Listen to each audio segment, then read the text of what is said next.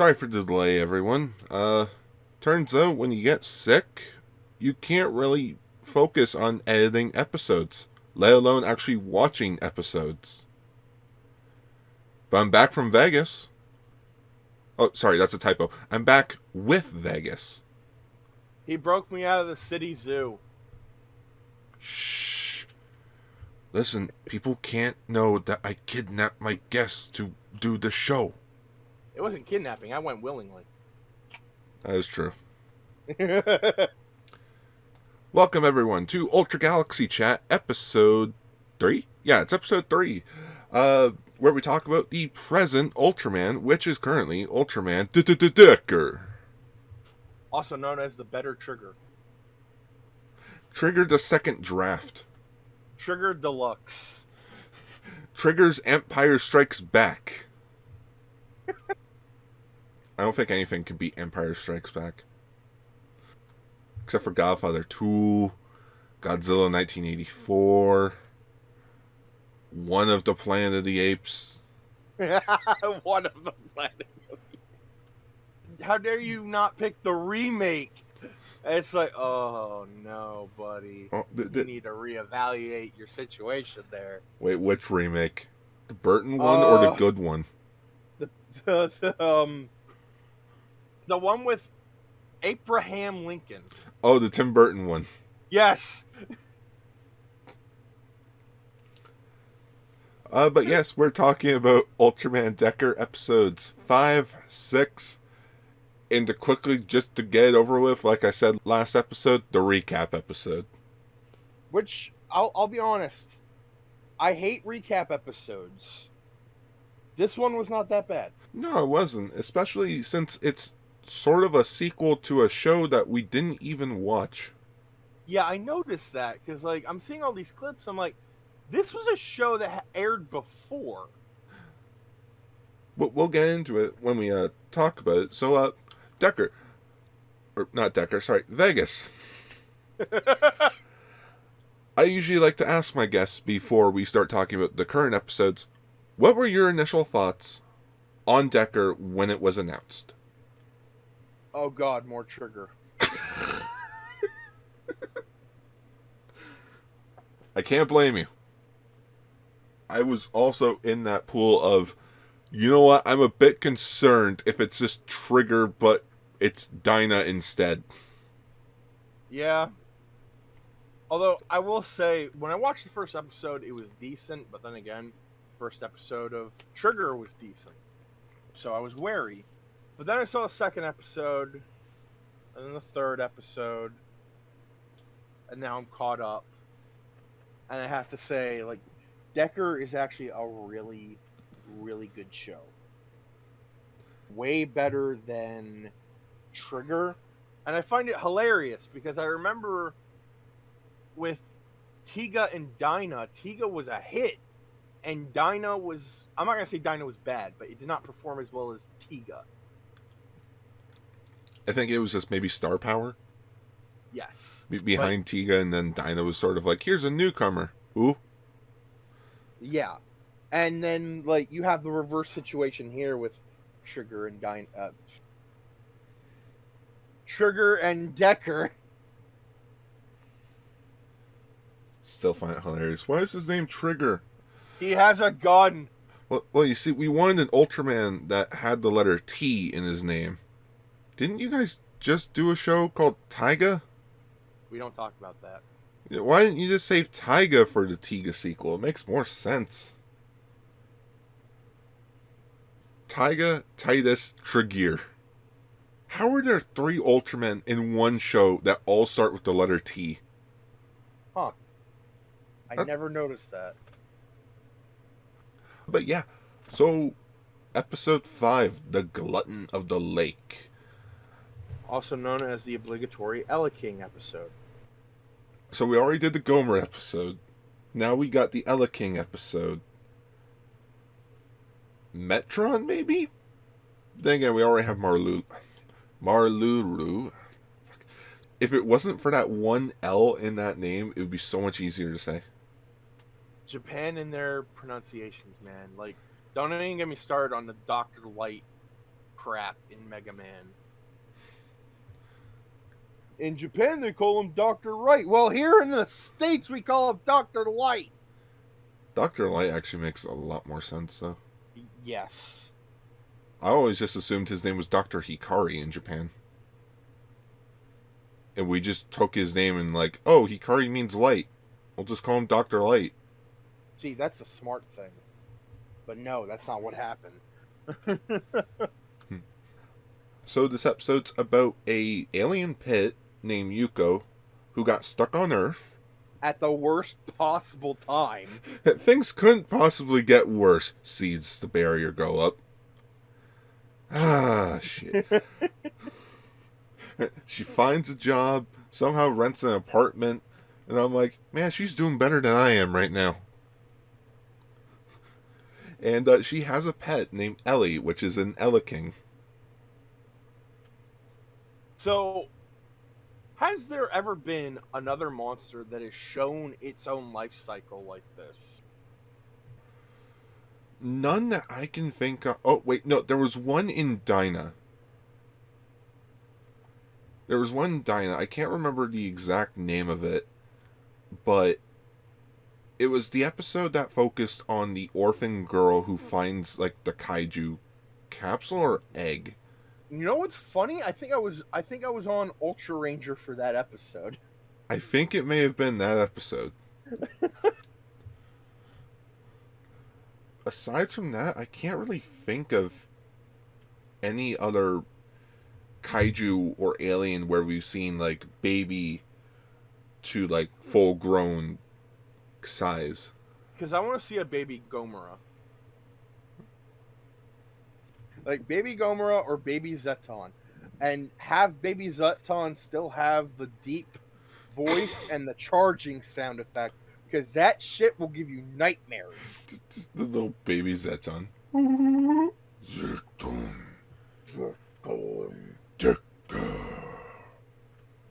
I showed that to a friend of mine who's not familiar with Ultraman, and he was like, What the fuck is this?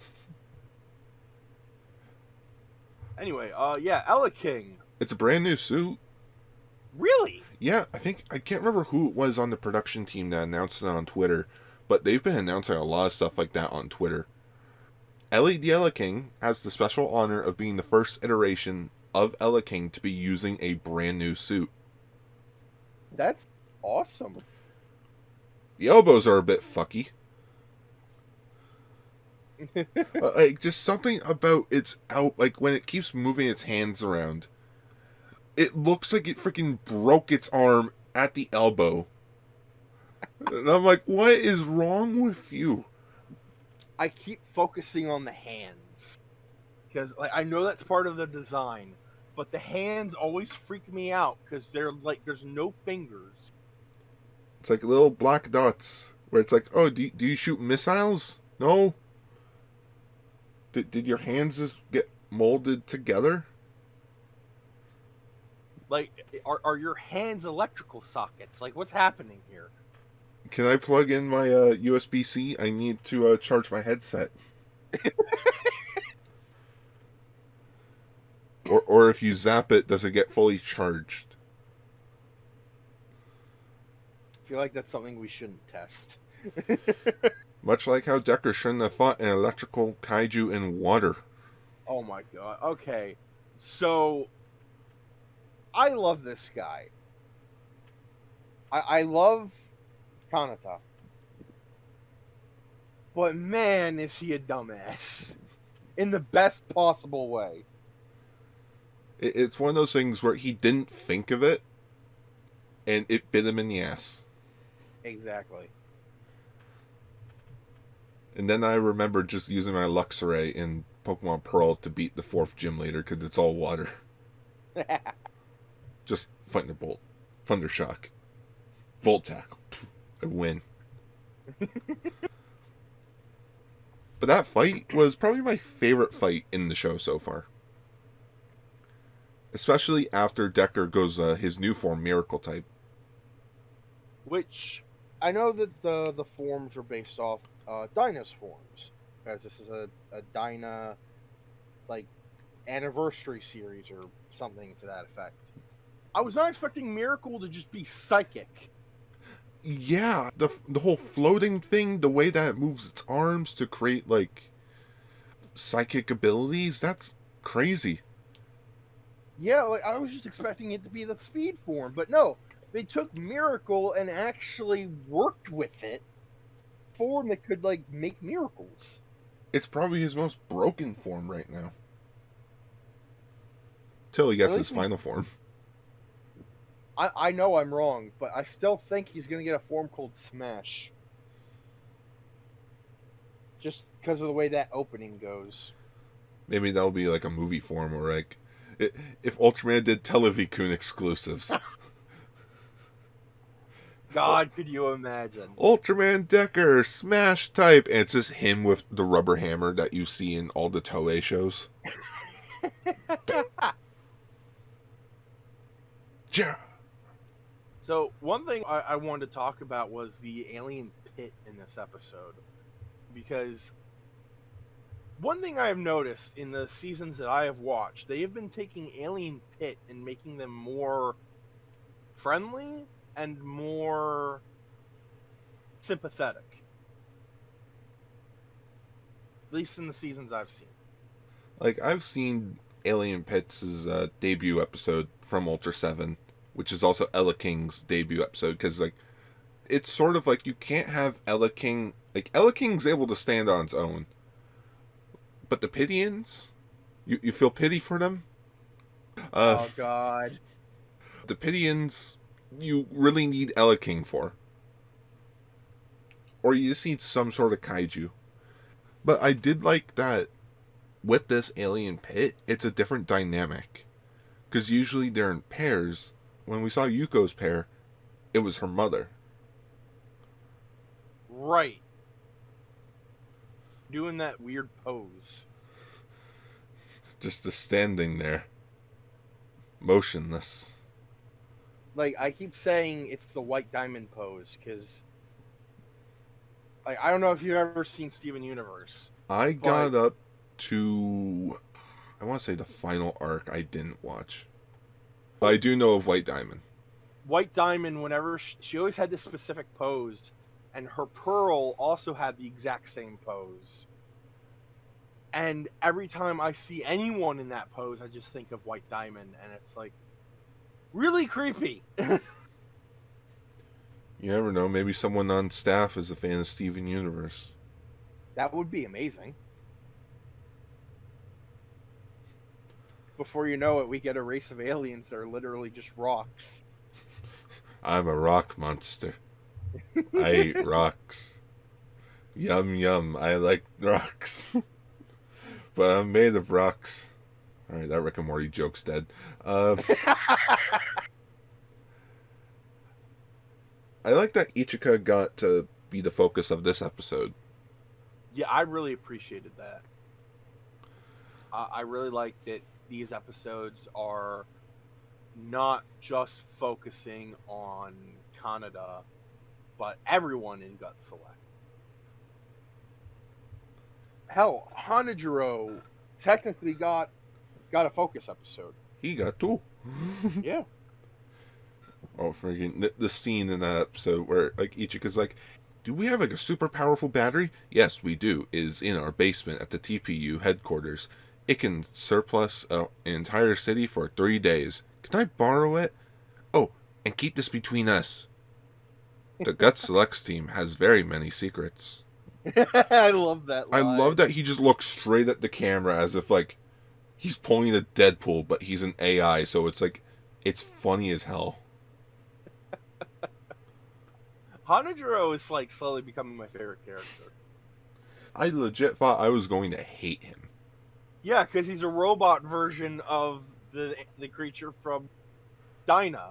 When that was first announced, everyone was just going, boo! But then they turned it into its own thing instead of just being meow meows. I remember people were just going boo, and I was like, you're all just mad because it's a robot. You turned something cute, and then you turned it into a trash can. What are you, Dr. Robotnik? Speaking of funny things, I don't know why. I've seen this episode twice now. I need to watch it one more time to get a good screenshot of it. But when Eleking jumps into the lake, it just makes me laugh my ass off.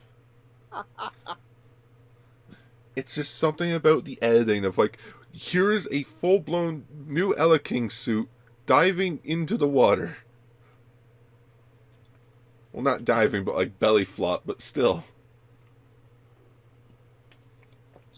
I also love the clip of Eleking just wandering around. With its really long tail. What's his tail always that long? Like, that's what I'm thinking. I'm like, I know this is a new suit, but did you guys make the tail longer? Also, I see what you mean about the elbow. It's like, what in the world? Yeah. It's like he has an extra bone in the elbow. Yeah, it's like if he dislocated his, like, the lower part of his arm. And it's just dangling there. And it feels like that's only on this Eleking suit. All the others, it's all just like one solid piece. Yeah, like, this is a solid episode. It is. It really makes me think of, like, past seasons of Ultraman. Because, like, it's a character-focused episode that doesn't really have anything to do with the main story at hand. And it's one of those rare instances where Ultraman doesn't kill the monster, but shows mercy. I enjoyed that they didn't have to force that down Decker's throat. You didn't have to have Yuko running in and shouting like, Ultraman, please don't kill Elly. She did nothing wrong. No, because Kanata already knows. Ellie's done nothing wrong. Literally, the only thing it did wrong was eat too much. Yeah, it was being a glutton. But still, though, like, just like, Dinah, do a thing. Now it's a baby. Dinah never had psychic powers, and I'm like, no, Dinah was only able to create black holes out of fucking thin air. Let's never forget that. Or how about the time when Tiga killed a kaiju by putting it into a bubble? I remember that. That was funny. There's just subtle jokes in here as well, like when Ichika goes to the elevator and she meets up with Ryumon and Kanata, you hear the elevator saying, going down. Because it's like, oh, she got caught. It's a subtle and joke. And they just stand there in the elevator as the doors are closing. I love it. I like Murahoshi in this episode. Their captain. Because like, yeah, he was very sympathetic. And then the vice captain is like, what the fuck did you do? Did you guys take the battery and fed it to a kaiju? It's gonna make it go berserk. Turn it off now. Too late. But yeah, this was a good, strong Ichika focus episode. And then you have episode 6, Subterranean Monsters Appears, and Appears. And it's a good Ryumon episode. Exactly. I said it before. Like, Decker is doing a great job at character-focused episodes, which is something Trigger really failed at.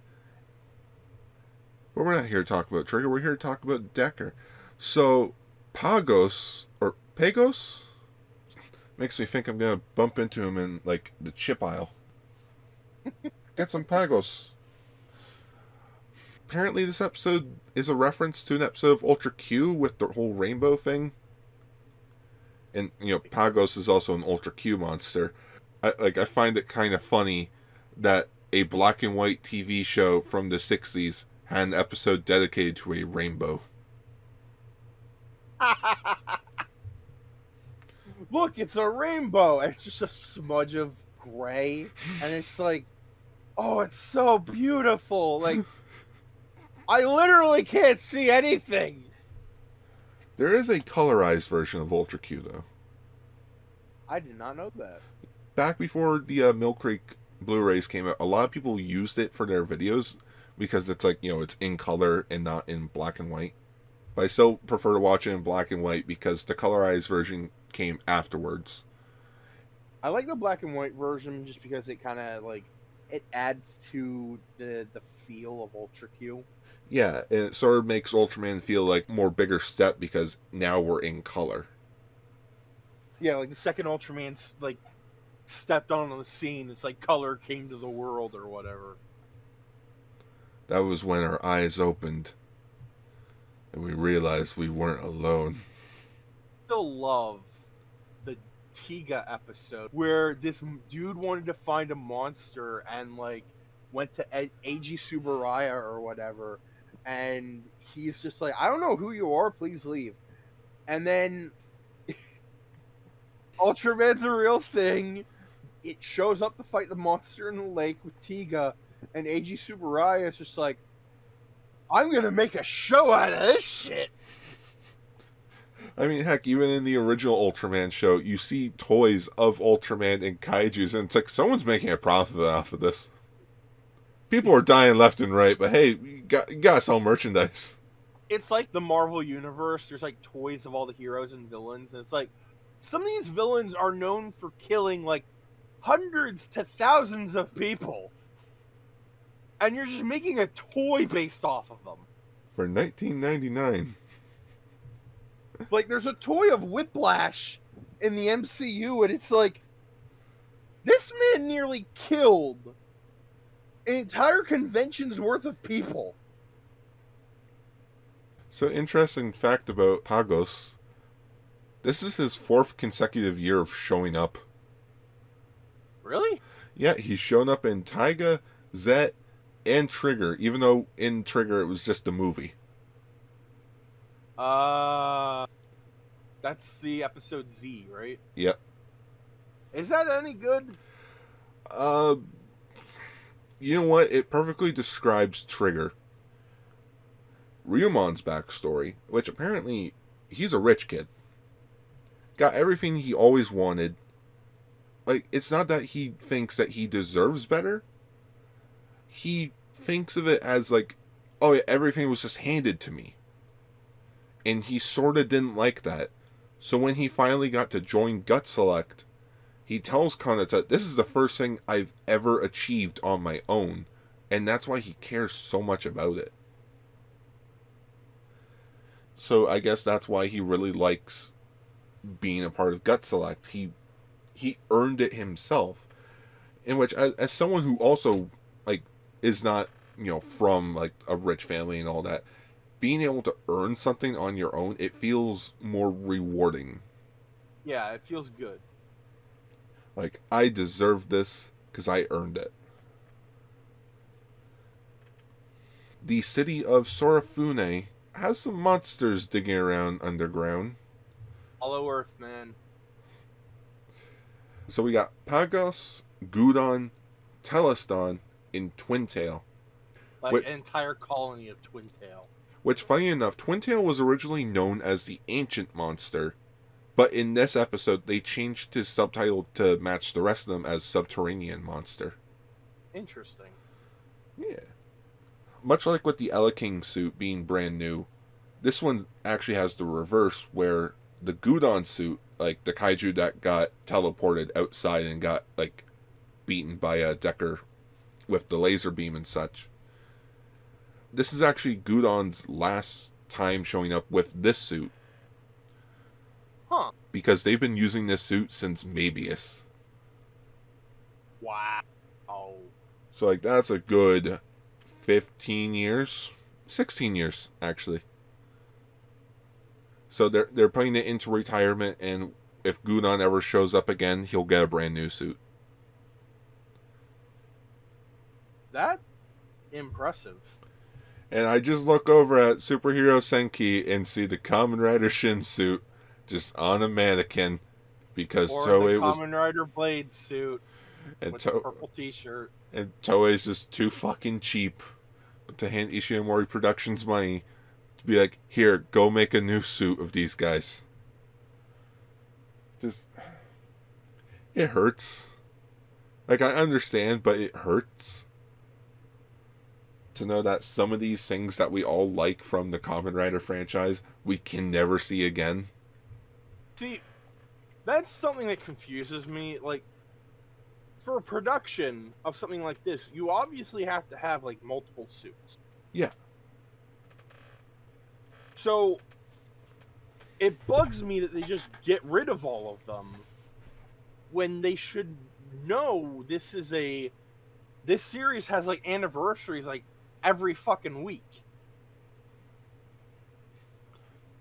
And it's just like, nope, throw it in the garbage bin.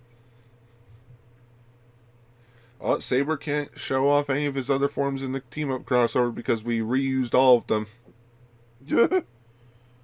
And now apparently Revice is probably going to get that treatment.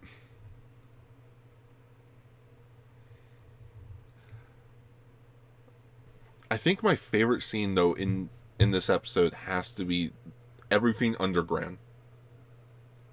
Yes. It was just something about it that was just like, I want more of this. Because it feels different.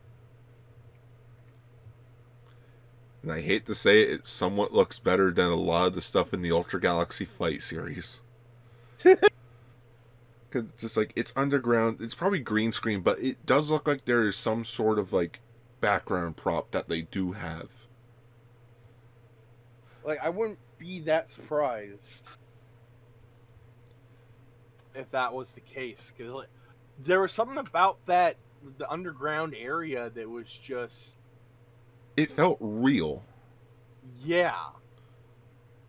Granted, the part with like the thousands of twin tails, like that clearly was... That was all digital. Yeah, that was clearly digital. But the underground like arena looked real. Like they... The panning shot where it shows Gudon and Pagos against Decker, it just made me think of Pokemon Stadium. But, like, just add Decker, I choose you. Oh yeah, Miracle type shows up again. Oh yeah, a new monster card got used. Wyndham, right? Agira. I feel like we're never gonna see Wyndham because it's just like that's Zet's thing now. Okay, so do you want a slight spoiler? Does he show up? Yes. Yeah, that's what I thought. That's why I thought it was Wyndham, because I got the episodes mixed up in my head. Oh. It was Agira. Agira, I don't know that much about. Because I know about Wyndham, I know about Nicholas. Oh yeah, Nicholas showed up in the last episode too. Because that was also a direct homage to the first Eleking episode. Right. So like, yeah, having Agira here, I want to say probably the lowest ranking of Ultra 7's like kaiju capsules. Because he showed up, I want to say twice, and then that was it. I don't really remember him as much as I do the other ones. Because, like, this guy shows up and I'm like, who? Oh, right, there were 3 of them. And it's like, everyone complained, it's like, oh, Agira didn't get enough screen time.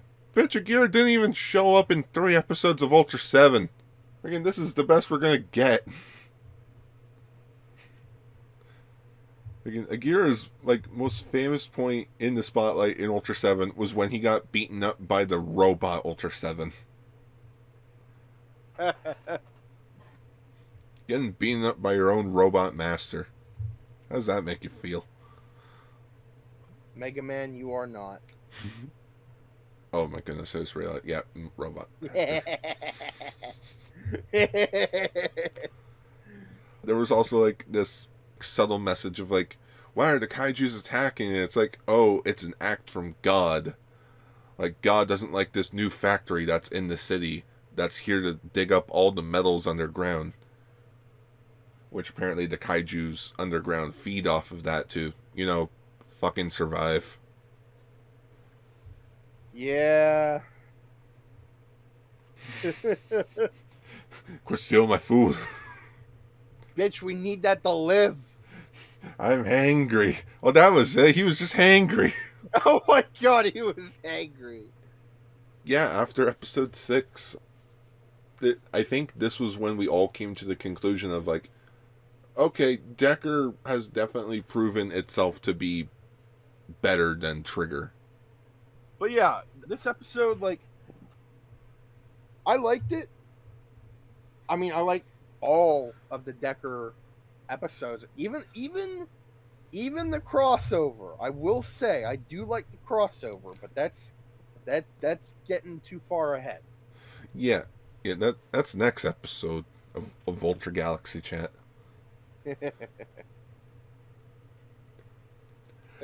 But in between episodes 5 and 6, everyone sort of had a hissy fit because Decker decided to do the same thing Trigger did and have a recap episode. At least this episode, at least it was done from a different perspective and didn't just be like the team, like, oh, the team has lost their memories or something like that. That is true.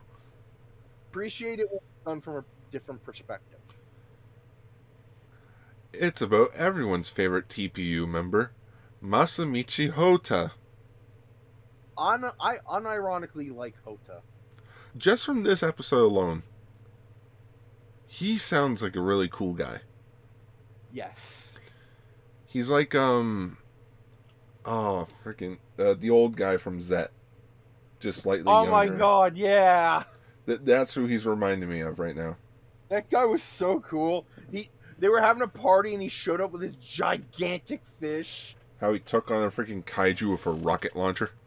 Oh my god. Like, if anyone deserves to be an Ultra host, it's him. Like, if Zoffy came back to Earth and needed a host, get this man. I think his name was Oba? I think so. But anyway, we're not talking about Oba. We're talking about Hotta. Wow, those names are really close. Oh, I was way off. Nanba.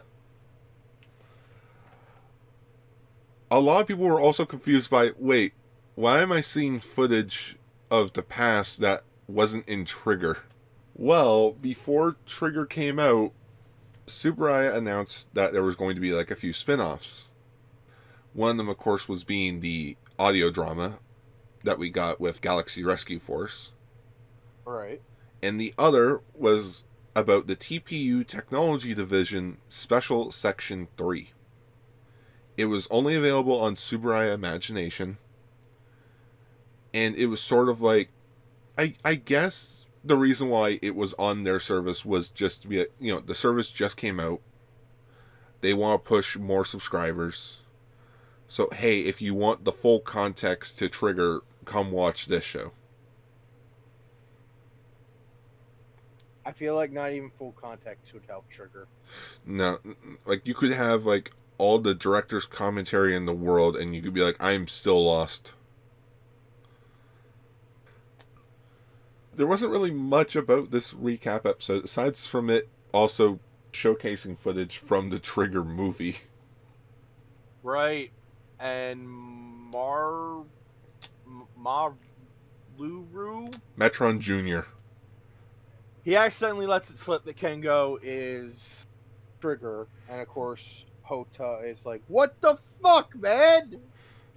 Why didn't you tell me this 10 years ago? Well, that's right, Decker takes place 10 years later.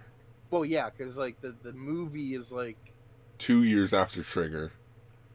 And then Yeah, Decker's 8 years after that. Man, there's a lot of time skips. they want to get as far away from Trigger as possible. They friggin' automated the Nurse Decia, and like in the 10 years since the show, and it's like they really, really didn't want these guys coming back. Nope. I still would have laughed my ass off. It was like, hey, look, it's the Gut Slugs. They're here to save us. And like the Nurse Desi crashes in the first episode. It's just like, well, they're all dead. It's like, no, they're all up in space. Doing space things. One thing I did enjoy was Hotta going over the technical aspects of the Guts Hawk and Guts Falcon. And he had the little toys there to like showcase like the little functionality. Yeah. And it also occurred to me that Yeah, Akito designed the Nurse Desia, and the Guts Falcon, but he didn't build them. Well, from a production standpoint, that sounds more realistic. Yeah, because like I always forget, like the designer and the builder are usually two different people. Like, I could design my own Tokuhiro, but that doesn't mean that I can't make it. Yeah,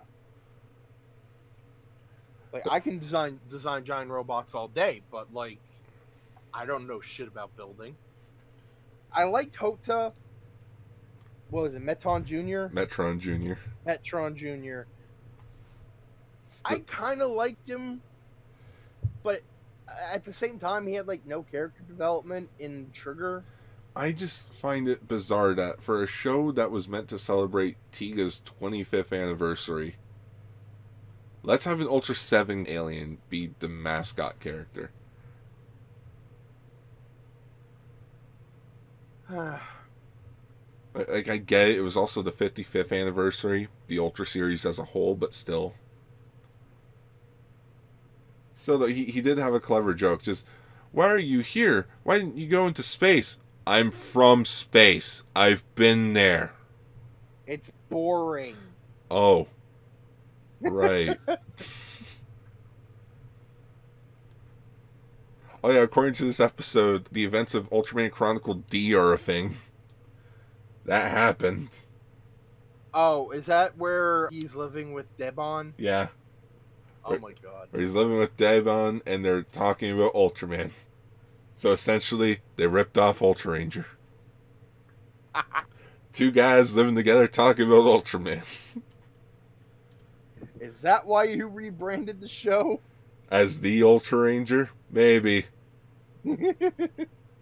As for Ultra Galaxy Chat, it was something similar. It's a spiritual sequel. Right. Again, just a solid batch of Decker episodes. Yeah. I'm excited for next time for Ultra Galaxy Chat when we talk about crossover with Trigger. Yeah, because, I mean, as much as we don't like Trigger over here in the Ultra Galaxy, Which I'm surprised I haven't gotten the cease and desist of, like, you can't say that name. You can't call your show that. It's just like, it doesn't say Ultraman in it. as much as we hate Trigger over here, that crossover is actually pretty decent. Fingers crossed it's better than the Trigger Zet crossover. I haven't seen it, so I wouldn't know. Spoilers, neither of them were good. Okay.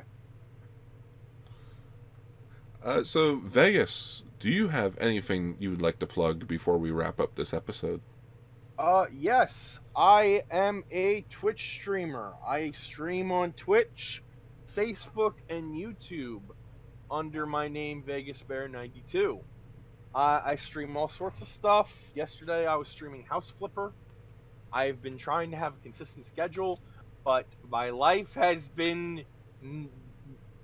not been consistent. I've been trying to play Eastward consistently. That's not been going too well, but hopefully that'll change once the weather cools down and I don't have to rely on this big ass air conditioner that's next to me. Yeah, I'm actually glad that it's finally September and where I can turn off my fan and put up sound dampener and not be melting in my seat. Oh, that must be nice. It feels great. Till it gets cold. But yeah, I am currently working on Eastward. I am trying to get some friends together for a Sonic Adventure playthrough, which has been a bitch and a half to set up. Because no one wants to do the Knuckles or Big the Cat levels. No, I'd be the one playing the game. They would just be commentating. But just trying to get there's like everyone's schedules to line up is just like stressful. Understandable. Why do you think I only have one guest at a time on Ultra Galaxy Chat? Spoilers. No, wait. No, sorry. Scratch that. Why choose my guests before I get on? Because I realized, wait, I had Decker and Jerry on last episode. This episode didn't have 3 guests, so guess that streak broke. Well, I guess that is Ultra Galaxy Chat episode 3. Malu who? Metron Jr. Well, I was just like take his name, but just put who there instead, because like who? Ooh, Marlu who? Yes. Somehow it's easier to say than Marlulu. You know what? That's Ultra Galaxy Chat episode 3. What are names? Yes. What are names? Until next time, everyone. Schwa for now. Later.